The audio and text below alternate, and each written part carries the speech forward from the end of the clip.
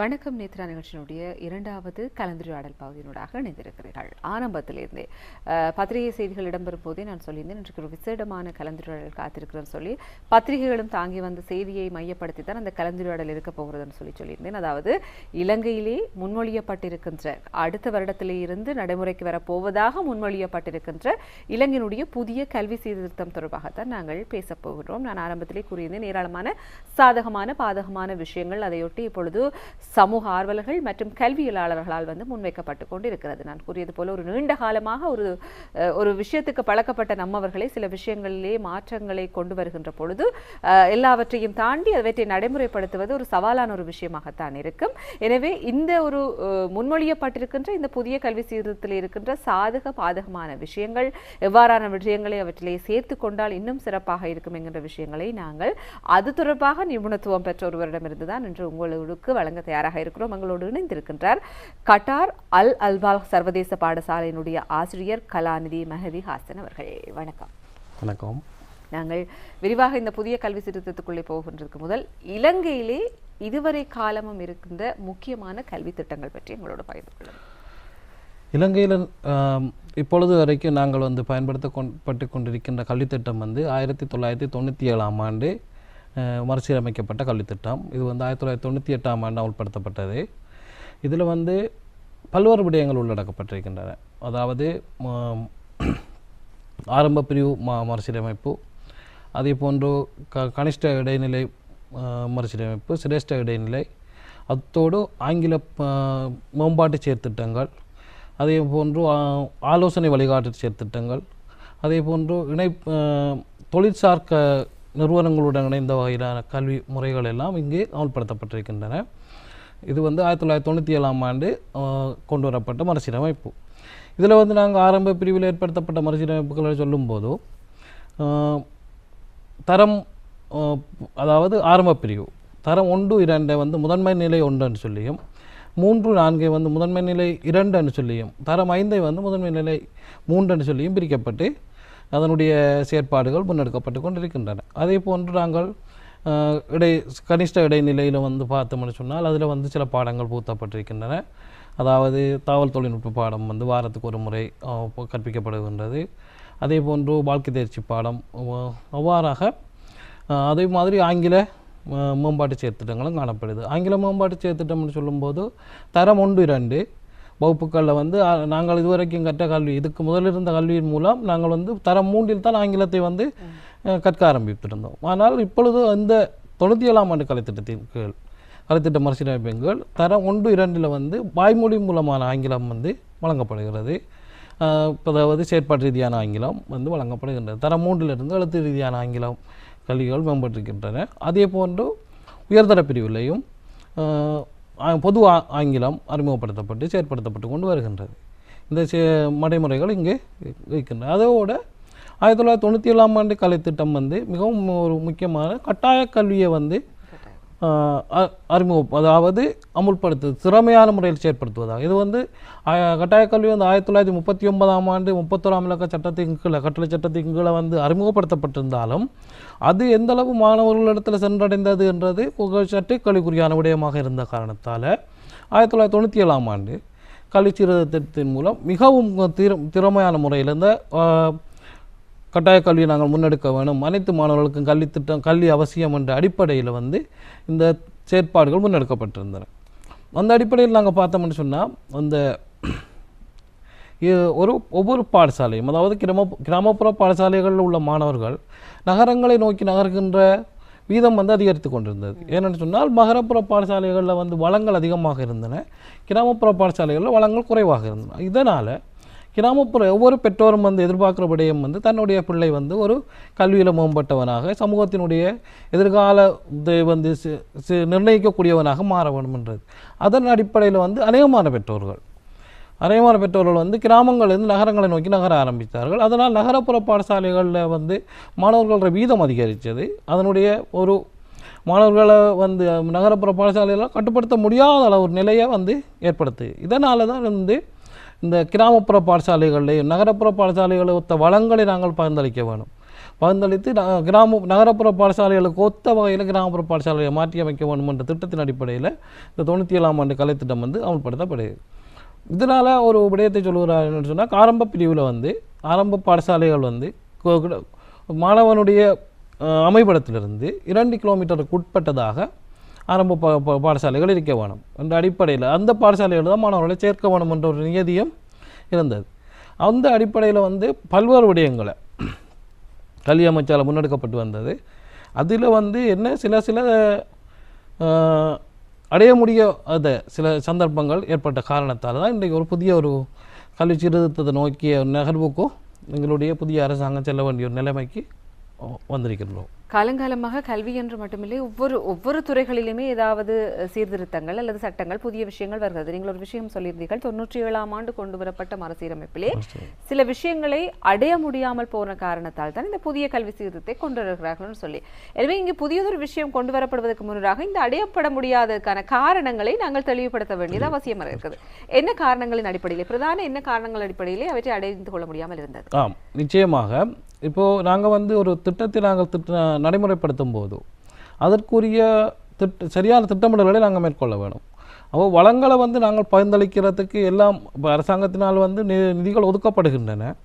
அந்த நிதி ஒதுக்கப்படுகின்ற போது அவற்றை முதலாவது வந்து நிர்வாகம் செய்கின்றவர்கள் அவற்றை வந்து சரியான முறையில் பயன்படுத்தி சரியான வளங்களை வந்து உரிய முறையில் வந்து பகிர்ந்தளித்திருந்தால் இந்த தவறு நடக்கிறதுக்கு வாய்ப்பு குறைவாக இருந்திருக்கும். என்னென்னு சொன்னால், இப்போ நகர்ப்புற பாடசாலைகளில் காணப்படுகின்ற ஆசிரியர்களும் கிராமப்புற பாடசாலைகளில் காணப்படுகின்ற ஆசிரியர்களுக்கான பயிற்சிகள் வந்து மிகவும் சற்று ஒரு வித்தியாசமான முறையில் தான் வழங்கப்படும். ஏன்னு சொன்னால், நகர்ப்புற பாடசாலையில் காணப்படுகின்ற ஆசிரியர்களுக்கு வளங்கள் அங்கு அதிகமாக இருக்கும். அதனால் பயிற்சிகள் திறமையாக நடந்து கொண்டிருக்கின்றன, தொடர்ச்சியாக நடைபெறுகின்றன. ஆனால் கிராமப்புற பாடசாலைகளில் காணப்படுகின்ற ஆசிரியர்கள், இப்போ நாங்கள் சில பாடசாலைகள் எடுத்து நோக்குவோமானால் இப்போ வலய கல்வி படிமலையிலிருந்து பல கிலோமீட்டர்களுக்கு அங்கால் இருக்கின்ற பாடசாலைகள், இப்போ நாங்கள் கடமையாற்றுகின்ற பொழுது கூட பல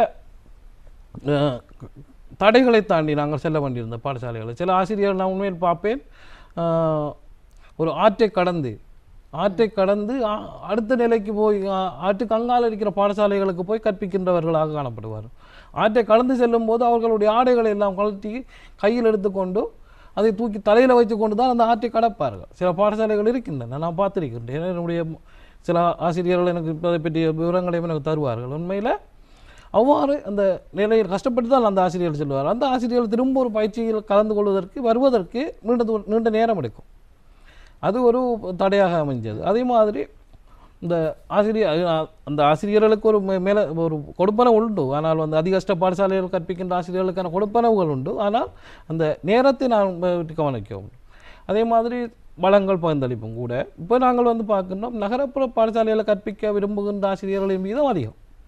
கிராமப்புறத்துக்கு போய் கற்பிக்க வந்து ஆசிரியர்கள் வந்து மிகவும் தயக்கமான நிலை. நாங்கள் நியமனங்களை வழங்கும் போது ஒரு நகர்ப்புற பாடசாலைகளோ ஒரு வசதி கூடின பாடசாலைகளுக்கு ஆசிரியர்களை நியமிப்பது என்பது இலகுவான விடயம்.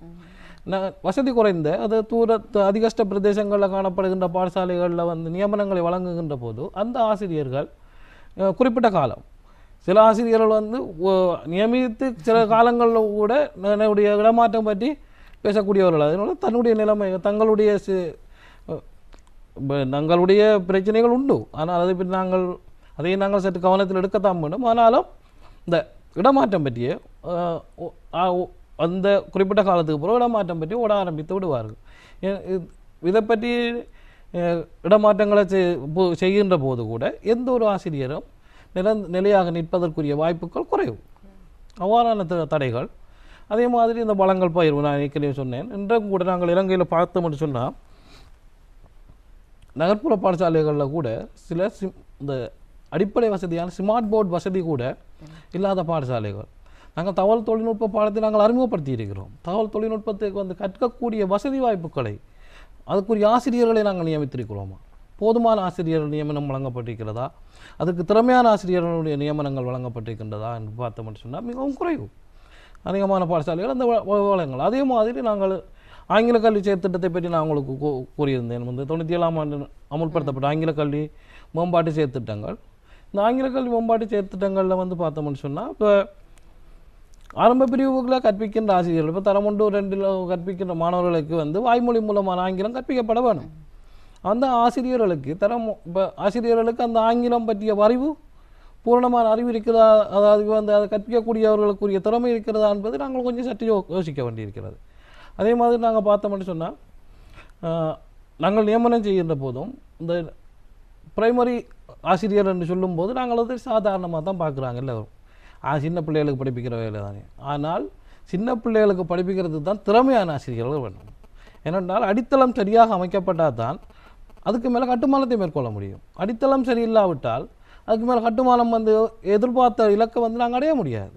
அதனால் ஒரு திறமையான அது அந்த ஆரம்ப பிரிவு பற்றிய திறமையான பயிற்சி, பிள்ளைகளை அணுகுவது எவ்வாறு, பிள்ளைகளுடைய அந்த அறிவுத்திறன் மனப்பாங்குகளை உணர்ந்து அதற்கேற்ற வகையில் கற்பித்தலை மேற்கொள்ளக்கூடிய திறமை, அதே மாதிரி உளவியல் ரீதியாக பிள்ளை அணுக வேணும். பிள்ளை வந்து ஒரு இரண்டாவது பெற்றோராகத்தான் ஆசிரியரை பார்க்கும். அந்த இரண்டாவது பெற்றோரான அந்த இடத்தை நாங்கள் நிரப்ப வேண்டும். ஆசிரியர்கள் வந்து தன்னுடைய பிள்ளை மாதிரி அதனுடைய மாணவர்களை நினைத்து கற்பிக்கக்கூடிய ஒரு அந்த ஒரு மனப்பாங்கு உருவாக வேணும். அந்த நிலைகள் வந்து இன்றைய சூழ்நிலையில் சற்று குறைவாக காணப்படுவதாகத்தான் நான் உணர்கிறேன். இது உட்கட்டமைப்பு சார்ந்த பிரச்சனைகள். அதாவது இது நான் ஆரம்பத்திலே கூறியது போல இதுக்கு வளப்பற்றாக்குறை என்றால் அதற்குரிய பொருளாதாரத்தை வழங்கக்கூடிய நிலைமை நாட்டுக்கு இருக்க வேண்டும், நாட்டினுடைய பொருளாதார சூழ்நிலை இருக்க வேண்டும், ஆசிரியர்கள் பற்றாக்குறை, இதெல்லாம் ஒரு உட்கட்டமைப்பு பிரச்சனைகளாக இருக்கிறது. இதை தாண்டி இந்த புதிய கல்வி சீர்திருத்தம் கல்வி திட்டத்திலே எவ்வாறான மாற்றங்களை கொண்டு வந்திருக்கு, அதாவது மாணவர் சார் கல்வி முறையிலே எவ்வாறான மாற்றங்களை கொண்டு வந்திருக்கு? மாணவர் சார் கல்வி முறையில் சொல்லும்போது நாங்கள் வந்து இந்த புதிய கல்வி சீர்திருத்தம் மாணவர்களுடைய மனப்பாங்கள் மாற வேணும். மாறுவதாக இருந்தால் இன்றைக்கு நாங்கள் பார்க்கின்றோம் புதிய கல்வி சீர்திருத்தத்தின் மூலம் இந்த இப்பொழுது 2026 வரப்போகின்ற கல்வி சீர்திருத்தம் எவ்வாறான அமைய வேண்டும் என்று நாங்கள் பார்ப்போம். அமைந்திருக்கிறது, எவ்வாறான விஷயங்களை முன்மொழிந்திருக்கிறார்கள். இப்போ முன்மொழிந்திருக்கிறார்கள். இதில் வந்து நாங்கள் நிறைய விடயங்கள் அவர்கள் வந்து திட்டமிட்டதன்படி பாடங்களை வந்து குறைத்திருக்கிறார்கள். அதன் மாதிரி பாயிண்ட் சிஸ்டம், அதாவது ஜிபிஎஸ் சிஸ்டம் வந்து கொண்டு வராங்க. என்னென்னு சொன்னால் அது கட்டாயம் ஒரு தேவை. அது என்னென்னு சொன்னால் நாங்கள் மாணவர்களை நாங்கள் வகைப்படுத்தும் போது மீத்திரன் மாணவர்கள், சாதாரண மாணவர்கள் வந்து அடுத்தது வந்து கற்றல் இயலாமை உடைய மாணவர்கள் என்று சொல்லி நாங்கள் பார்ப்போம். அந்த மாணவர்களும் வந்து மாணவர்கள் கற்க வேணும். அது மீத்திரன் மாணவனுக்கு வந்து ஆசிரியர் வந்து சற்று வழிகாட்டி விட்டால் போதும், அவன் கற்று விடுவான். அதே மாதிரி சாதாரண மாணவனுக்கு ஒரு ஆசிரியர் தேவை. கற்றல் இடர்பாடுடைய மாணவர்களுக்கு நிச்சயமாக ஒரு நிரந்தர ஒரு ஆசிரியர் கட்டாயம் தேவை அவனுடைய கற்றலை மேம்படுத்துவதற்கு. அவ்வாறு கற்றல்களை மேம்படுத்துகின்ற பொழுது அந்த பாயிண்ட் சிஸ்டம் மாணவர்களால் அடையப்படும். அந்த பாயிண்ட் சிஸ்டம் அடையப்படுகின்ற போது, அந்த தேர்ச்சி அடையப்படுகின்ற போது பிள்ளை வந்து தன்னுடைய அடுத்த கட்டத்துக்கு அவன் செல்வதற்குரிய வாய்ப்பு வரும். இது வந்து நாங்கள் வந்து பார்த்தோம் கட்டாயம் வந்து ஒரு சர்வதேச ரீதியான ஒரு கல்வி திட்டம். எங்களுடைய பார்வையில் பார்க்கின்ற போது எங்களுடைய மாணவர்களும் சர்வதேசத்தோடு போட்டி போடக்கூடிய மாதிரி மாற வேணும். என்னென்னு சொன்னால் நாங்கள் வந்து ஒரு இலங்கை மாணவர்கள் இலங்கைக்குள்ளே மட்டும் நாங்கள் மட்டுப்படுத்திருக்கக்கூடாது. ஏன்னா சர்வதேசம் எங்களை வந்து வரவேற்கும், சர்வதேசத்துக்கு நாங்கள் தேவை. அப்போ நாங்கள் எங்களுடைய கல்வியில் அறிவுத்திறன் வந்து நாங்கள் மேம்பட்டவர்களாக இருந்தால் நாங்கள் சர்வதேசத்துக்கு செல்லலாம். சர்வதேசத்துக்கு செல்வதாக இருந்தால் அந்த கல்வி முறை சரியாக அமைய வேணும். அதற்குரிய வழிமுறையாகத்தான் இந்த கல்வி முறை வந்து திட்டமிடப்பட்டிருக்கின்றது. அந்த அடிப்படையில் நாங்கள் போனோம்னு சொன்னால் எங்களுடைய மாணவர்களும் சர்வதேசத்துக்கு செல்லக்கூடிய ஒரு வாய்ப்பு உருவாகும். இந்த புதிய கல்வி சீர்திருத்தத்தினுடைய ஒரு முன்மொழிவிலே சொல்லப்பட்ட விஷயம் பாடசாலைகளுடைய நேரத்தை அதிகரிக்க போவதாக சொல்லியிருந்தார்கள். நான் கூறியது போல நிறைய விமர்சனங்களை கொண்டு வந்த ஒரு விஷயமாக இருந்தது. எல்லோருமே இருக்கின்ற தொழிலே மிகவும் இலகுவான தொழில் என்று சொல்லப்படுகின்ற ஆசிரியர் தொழிலை சொல்லுவதற்கு ஆசிரியர்கள் சொல்லுவார்கள் கடினமாக இருக்கிறது சொல்லி, வெளியிலே இருக்கிறவர்கள் இலகு என்று சொல்வதற்கு காரணம் அந்த நேரம் 1:30 வீட்டிலே வந்து விடலாம், அதற்கு மாலை வேளைகளிலே வேறு வேலையை கூட செய்து கொள்ளலாம் என்கின்ற சூழ்நிலை. எனவே இது மாற்றி அமைக்க போகுது சொன்னபோது ஏராளமான பேர் ஏராளமான விமர்சனங்களை முன்வைத்திருந்தார்கள். உங்களுடைய கருத்து இது தொடர்பாக இப்படி இருக்கிறது? நீங்கள் இன்னொரு நாட்டிலே ஒரு ஆசிரியராக இருக்கிறீர்கள், எனவே அதனோடு ஒப்பிடுகின்ற பொழுது இது எப்படி இருக்கிறது? அந்த நீங்கள் சொன்ன கருத்து நம்ம என்னென்னு சொன்னால் இந்த வெளியிலிருந்து பார்க்குறவங்களுக்கு தான் அது வந்து விளங்கும். ஆசிரியர் தொழிலில் வந்து இலகுவான தொழில். காலையில் 7:30 போகிறாங்க, 7:30 இப்போ 7:30 தான் நாங்கள் பாடசாலை ஆரம்பிச்சு வருஷத்தில் 3 பெரிய லீவு. நிச்சயமாக இந்த லீவெல்லாம் வந்து இப்போ நீங்கள் சொல்கிற விடயங்கள் இந்த நேரங்களும் லீவுகளும் வந்து ஆசிரியர் தொழில் இருக்கிறவங்கள்ட்ட நான் ஆசிரியர் தொழில் இருந்தேன், அதனால் நான் சொல்லுகிறேன், இப்பொழுது இருந்து கொண்டிருக்கின்றேன். என்னென்னு சொன்னால் அந்த ஃபைலோட வேலை செய்கிறவங்களோட வேலை வந்து ஃபைலோட அந்த ஆஃபீஸோட மட்டுப்படுத்தப்பட்டு வரும். 8 மணிலேருந்து 4 மணி வரைக்கும் வேலைன்னு சொன்னால் அந்த வேலை மட்டும்தான். அந்த ஃபைலை யாரும் நீங்கள் பார்த்துருக்கிறீங்களா? எந்த ஒரு அலுவலகத்தில் வேலை செய்கிறோம் ஃபைலை அள்ளி கொண்டு வீட்டுக்கு போனது. ஆனால் இந்த ஆசிரியர்கள் காலை 7:30 1:30 வரைக்கும் பாடசாலையில் கற்பிக்கிறார்கள். ஆனால் இந்த பாடசாலையில் கற்பிக்கின்ற நேரம் தவிர்ந்த நேரங்களில் கூட உண்மையில் அந்த பெரும்பான்மையான ஆசிரியர்கள், நான் எனக்கு கற்றுத்தந்த ஆசிரியர்களும் சரி, என்னோட வேலை செய்கிற ஆசிரியர்களும் சரி, நான் நினைத்து பார்க்கின்றேன், இந்த பாடசாலை நேரம் தவிர்ந்த நேரத்தில் கூட அந்த மாணவர்களை பற்றி சிந்திக்கின்ற ஆசிரியர் நிறைய பேர் இருக்கிறார்கள். என்னென்னு சொன்னால், நாளைக்கு இந்த மாணவனுக்கு நான் எவ்வாறு கற்பிக்க வேணும், அந்த கற்பித்தலை நான் எவ்வாறு திட்டமிட்டால் அந்த மாணவனுக்கு நான் கொண்டு போகிற இலக்கை வந்து அவனை முடிய வைக்க முடியும். அவ்வாறு சிந்தித்து தன்னுடைய கற்றலை திட்டமிடுகின்ற ஆசிரியர் அதிகமாக இருக்கிறார்கள். இந்த நேரம்ன்றது ஒரு பிரச்சனையே இங்கே இல்லை. என்னென்னு சொன்னால் 7:30 1:30 பாடசாலை இப்போ நடைபெற்று கொண்டிருக்கின்றது. இன்னொரு அரை மணித்தியாலம் கூட்ட போகிறார்கள். அரை மணித்தியாலம் கூட்டுவதனால மாணவர்களுடைய கற்றல் அதிகரிக்கும். கற்றல் பாங்கு ஆசிரியர்கள் மாணவர்களோடு செலவிடுகின்ற நேரம் அதிகரிக்கும். அதனால் மாணவர்கள் பாடசாலையில் செலவு செய்கிற நேரம் அதிகரிக்கும். அதிகமான மாணவர்கள் கற்பதற்கு வாய்ப்பு இருக்கிறது. நம்ம 10 நிமிடம் கூட்ட போகிறோம், ஒரு பாடத்திலும் 10 நிமிடங்கள் கூட்ட போகிறார்கள். கூட்டுகின்றது போது அதனுடைய அந்த 10 நிமிடத்தினுடைய விளைவு எந்த ஒரு ஆசிரியரும் போய் 10 நிமிடம் வகுப்பறையில் சும்மா இருக்க போகிறதில்லை. 40 நிமிடம் கற்பிக்கின்ற ஆசிரியர் அது 10 நிமிடம் இன்னும் மேலதிகம் ஒரு 10 நிமிடத்துக்காக தன்னுடைய கற்றலை திட்டமிட போகிறார். திட்டமிடும் போது அது மேலதிகமான ஒரு அறிவாகத்தான் பிள்ளைக்கு செல்லும். அறிவில் இருந்து திறன் ஒரு ஆசிரியரும் வந்து நிச்சயமாக மாணவர்களோட செலவழிக்கிற நேரம் ஒரு ஆசிரியர் எங்களோடு இருக்கிறாருன்னு சொன்னால் அதனுடைய விளைவை நாங்கள் பெற்றுக்கொள்கிறோம். நிறைய விளைவுகளை நாங்கள் பெற்றுக்கொள்ளலாம். எது நாளாந்த நாங்கள் எங்களுக்கு ஒரு வாழ்க்கையில் வழிகாட்டி ஒன்று தேவை. வழிகாட்டியாக அந்த ஆசிரியர் கிடைக்கும் போது நாங்கள் அதனுடைய பயனை பெற்றுக்கொள்வோம். இதனுடைய அந்த திட்டமாக எங்களுடைய கல்வி திட்டம் இருக்கிறது. நான் இப்போ கற்பிக்கின்ற பாடசாலையில் நாங்கள் 6:45 பாடசாலைக்கு சென்று விடுவோம். 6:45 பாடசாலையாக புள்ள வந்து பாடசாலை மாணவர்கள் வர வேண்டியது 7:45. ஆனால் அந்த 1 மணி நேரம் நாங்கள் தனியார் பாடசாலையில் வேலை செய்கிறோம். 1 மணி நேரமும் வந்து நாங்கள் பாடத்தை திட்டமிடணும். திட்டமிட்டிருப்போம், ஏற்கனவே எல்லாம் திட்டமிட்டிருப்போம். வகுப்பறையெல்லாம் ஒழுங்கு பண்ணி அதுக்குரிய தயார் நிலை. மாணவன் வகுப்பறைக்குள் வரும்போது ஆசிரியர் அங்கே இருக்க வேணும். அதுங்களை இது ஒரு மாணவன் நுழையும் போதாக இருந்தாலும் சரி ஆசிரியர் இருக்க வேணும். அது எங்களுடைய நாட்டிலேயும் கொண்டு வரப்பட வேணும். இருக்குது, எங்கள் நாட்டிலே இப்போ அந்த சட்டம் இருக்கிறது. ஒரு மாணவன் வரும்போதும் ஆசிரியர் வகுப்பறையில் இருக்க வேண்டும். கடைசியாக மாணவன் வெளியேறும் வரைக்கும் ஆசிரியர் வகுப்பறையில் இருக்க வேண்டும். இது எங்களுடைய நாட்டிலையும் இருக்கின்றது. ஆனால் சில இடங்களில் வந்து தவற விடப்படுகிறது. என்ன ஆசிரியர்கள் வேலைப்பளு அது அப்படின்னு சொல்லுவார்கள். ஆனால் வந்து நாங்கள் தனியார் பாடசாலையில் இருக்கும்போது நாங்கள் கட்டுப்பாடாக வச்சுருக்கிறோம். என்னென்னு சொன்னால் நாங்கள் இல்லாவிட்டால் அங்கெல்லாம் வந்து கமரா இருக்குது. கமரா வந்து எங்களை இல்லைன்றதை காட்டி கொடுக்கும். வகுப்பறையில் ஏதாவது சின்ன அசம்பாவிதம் நடந்தால் கூட நாங்கள் ஆசிரியர் பொறுப்பு சொல்ல வேண்டியவர்களாக இருப்போம். அதே மாதிரி நாங்கள் 6:45 பாடசாலைக்கு சென்று 2:45 தான் பாடசாலையிலேருந்து வெளியேறுவோம். அது மாணவர்கள் வந்து 1:45 மாணவர்கள் வெளியேறுவார். அது மேலதிகமாக 1 மணி நேரம் நாங்கள் அங்கே இருக்க வேணும். இருந்து நாளைய திட்டமிடல்களை மேற்கொண்டு வகுப்பறையை சரியான முறையில் எல்லாம் நாங்கள் ஒரு வேலையும் இல்லை. அங்கே வகுப்பு கிளீன் பண்ணுறதோ மேசரேஞ்ச் பண்ணுறதோ எதுவுமே செய்யலை. ஆனால் இங்கே நாங்கள் எல்லாம் ஆசிரியர்கள் தான் செய்ய வேணும். சில இடங்கள் அந்த வேலைகள் எதுவுமே இல்லை. நாங்கள் வந்து எங்களுடைய கணனி மூலமாகத்தான் எங்களுடைய திட்டமிடல்கள் எல்லாம் இருக்கும். நாங்கள் வந்து பேப்பர் சோக்கண்ட் உட்காங்க இல்லை. நாங்கள் வந்து கணனி மூலமாக எல்லா தகவல்களையும் நாளைக்கு கற்பிக்க வேண்டிய பாடங்கள் எல்லாத்தையும் வந்து நாங்கள் பவர்பாயிண்ட் ப்ரெசன்டேஷனாக செய்வோம். அதன் மூலம் எங்களுடைய நாளைய மாணவர்களுக்கான கற்றல்களை திட்டமிட்டு எல்லாம் தயார் நிலையில் வைத்து விட்டு தான் நாங்கள் வீட்டுக்கு செல்வோம். அதனால் எங்களுக்கு அந்த ஒரு கற்பித்தல் ஒரு சுமையாக இல்லை, நேரம் என்பது ஒரு பிரச்சனையாக இல்லை. ஒரு ஆழ்மனதோடு இந்த தொழிலை செய்கின்ற பொழுதும் நீங்கள் கட்டார் நாட்டிலே ஒரு பாடசாலையிலே ஆசிரியராக இருக்கிற ஒரு சர்வதேச பாடசாலையிலே அங்கு இருக்கின்ற கல்வி முறையிலே ஏதாவது ஒரு விஷயத்தை எங்களுடைய நாட்டுக்கு கொண்டு வர வேண்டும் என்று சொல்றாங்க. ஆசிரியர்களுடைய விஷயங்களை விடுவோம், உட்கட்டமைப்பு வசதிகளை விடுவோம், அது எல்லாவற்றையும் விடுவோம். கல்வி திட்டம், இந்த ஒரு பாடத்திட்டம் சிலபஸ் என்று சொல்லப்படுகின்ற ஒரு விஷயத்தை இங்கே கொண்டு வர வேண்டும் என்று சொல்றால் என்ன ஒரு விஷயத்தை நீங்கள் கொண்டு வர வேண்டும்? சிறப்பான விஷயம் அங்கே என்ன இருக்கிறது? அங்கே என்ன விடயம்னு சொன்னால் நாங்கள் வந்து ஒரு தவணைக்கு நாங்கள் கற்பிப்போம். ஒரு தவணைக்கு கற்பிக்கின்ற விடயத்தினுடைய பரீட்சையை வந்து அந்த தவணையிலே பிள்ளை எழுதும். ஆனால் 2ஆம் தவணை என்று வரும்போது 1ஆம் தவணையை சேர்த்து கற்க வேண்டிய ஒரு நிலைமை வருது இங்கே எங்களுடைய நாட்டில். அங்கு அப்படி இல்லை. 2ஆம் தவணையில் கற்பிக்கின்ற பாடங்களை மாத்திரம்தான் 2ஆம் தவணை பரீட்சையில் உள்ளடக்க வேண்டும்.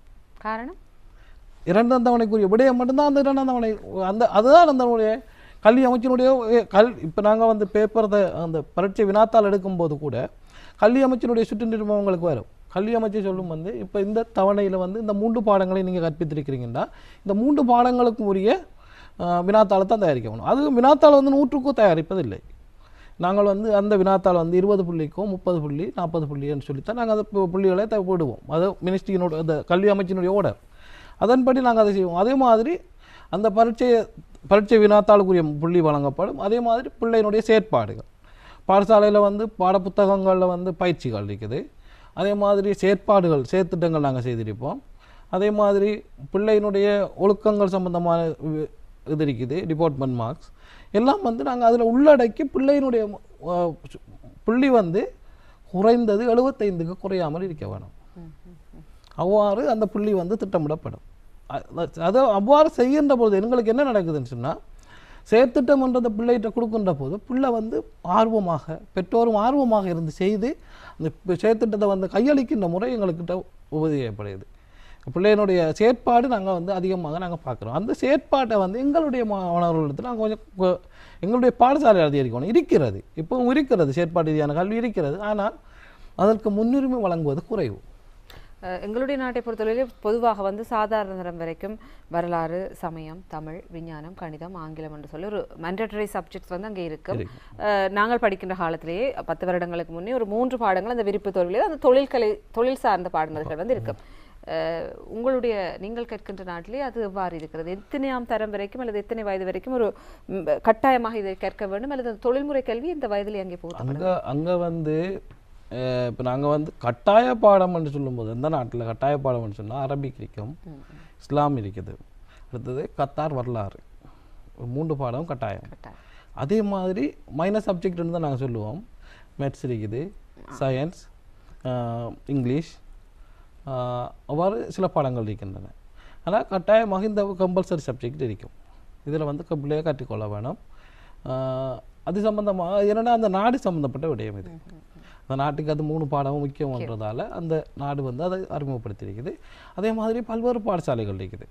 அங்கே வந்து சர்வதேச பாடசாலைகள் வந்து பல்வேறு கலைத்திட்டங்களை கொண்ட பாடசாலைகள். இப்போ இந்தியன் கலைத்திட்டம், இந்தியாவிலிருந்து வருகின்ற பாடசாலைகள், இந்தியர்களால் நடத்தப்படுகின்ற பல பாடசாலைகள் இருக்கின்றன, அமெரிக்கர்களால் நடத்தப்படுகின்ற பாடசாலைகள் இருக்கின்றன. பல்வேறு நாடுகள் தங்களுடைய நாட்டுக்கேற்ற வகையில் வந்து கலைத்திட்டங்களை திட்டமிட்டிருக்கிறது, தனக்குரிய பாடங்களை திட்டமிட்டிருக்கிறார்கள், அதன்படி நடத்தப்பட்டு கொண்டிருக்கிறது. இது அதனுடைய விளைவு என்னன்னு சொன்னால், அங்கே அவங்களுடைய கல்வியின் நோக்கம் வந்து மாணவன் ஒவ்வொருவரும் வந்து அந்த மொழி அறிவோடு, அதனால் என்னென்னு சொன்னால் நாங்கள் எங்களுடைய நாட்டிலையும் கொண்டு வர வேணும் ஆங்கில பாட மேம்பாட்டு திட்டங்கள்.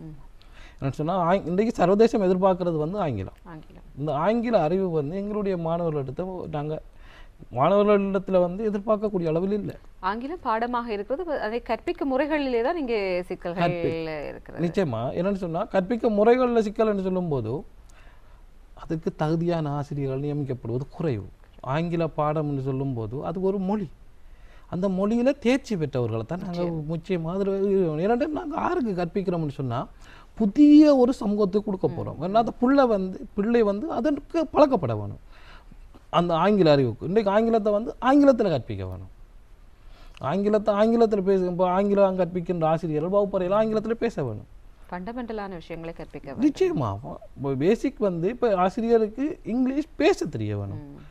பேசும்போது அந்த பிள்ளை வந்து எழுதுறது வாசிக்கிறது ரெண்டாவது விஷயம். முதலாவது பிள்ளை பேசும்போது அது ஆட்டோமேட்டிக்காக வந்து எழுத ஆரம்பிக்கும். அது மூலம் அதனுடைய திறமைகளை நாங்கள் வளர்க்கலாம். இது வந்து பேசிக்கான விடயங்கள்.